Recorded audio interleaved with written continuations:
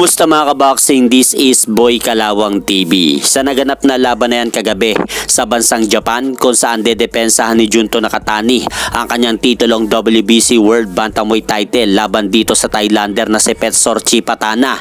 Napakaganda ng laban.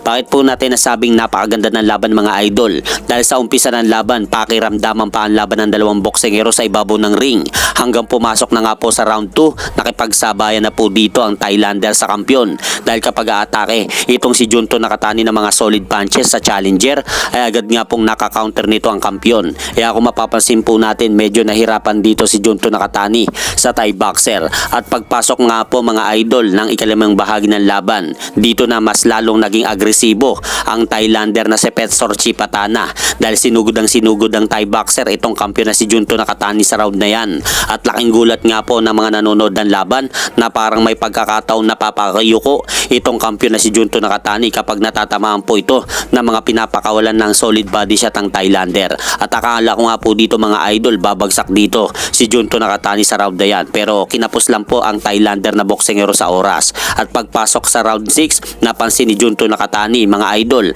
na medyo tumataas na ang kumpiyansa ng Thai boxer na kaya siyang talunin nito. Kaya dito na po nakapag-adjust sa round na ito ang kampiyon na si Junto Nakatani. Dahil habang sinusugod nga po siya ng Thailander sa laban na yan, nagpakawala nga po ng mga lalakas na kombinasyon na suntok itong kampiyon na si Junto Nakatani upang matamaan ang challenger sa panga nito. Kaya bigla na lang po itong napadapa sa gilid ng lubid ng lona. Kaya bigla na lang po itong napatayo at sinabi nito sa referee na nadulas lang siya.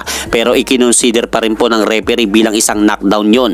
Kaya binilangan po siya ng referee sa round 6 at nang sinasabi nga po mga idol ng referee na pumunta ito sa gilid ng lona ng Thailander ay para bang nakalugang ulo nito dahil sa lakas ng suntok na tumama sa kanya. Pero ipinagpatuloy pa rin po ng referee ang laban. Kaya dito na po tinapos ng kampiyon na si Junto Nakatani ang laban matapos bumagsak na naman po ang challenger sa pangalawang pagkakataon. Pero sa pagkakataon pong ito, hindi na po kinaya ng challenger na tumayo pa sa laban. Kaya dahil dyan, panalo si Junto Nakatani via 6 round technical knockout at tagumpay nito na depensahan ang kanyang WBC World Bantamweight crown laban dito sa Thai boxer na si Petsor Chipatana. At tumabante na rin po ang malinis nitong kartada sa 29 wins no losses with 22 knockout. Samantalang bumagsak naman po ang kartada ng Thai boxer sa 76 wins, 2 losses with 53 knockout. Samantalang bigo naman po ang ating pambatong Pinoy na boksingero na napasama sa card ng Junto Nakatani versus Petsor Chipatana